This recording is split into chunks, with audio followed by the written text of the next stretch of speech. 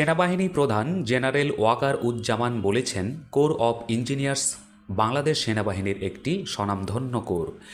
এই কোরের স্বনামধন্য ইঞ্জিনিয়ারেরা দেশ ও দেশের বাইরে ব্রিজ, রাস্তাঘাট সহ নানা অবকাঠামো নির্মাণে অত্যন্ত দক্ষতা এবং সুনামের সাথে কাজ করে যাচ্ছে।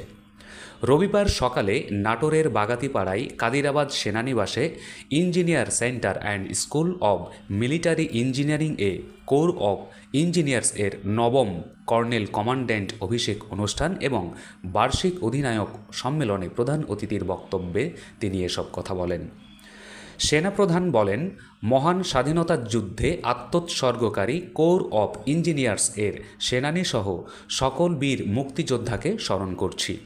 তারা স্বাধীনতার জন্য অকাতরে জীবন বিসর্জন দিয়েছেন। আমরা বাংলাদেশ সেনাবাহিনী এই কোরের জন্য গর্বিত। আমি এই কোরের উত্তরোত্তর সফলতা কামনা করছি।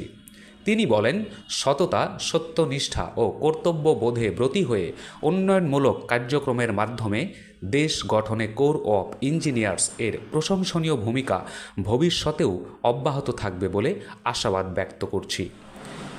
এর আগে সেনাবাহিনী প্রধান ইসিএসএমই পৌঁছালে তাকে GOC, army training and doctrine command, সেনাবাহিনীর ইঞ্জিনিয়ার ইন চিফ এবং কমান্ড্যান্ট ইসিএসএমই অভ্যর্থনা জানান।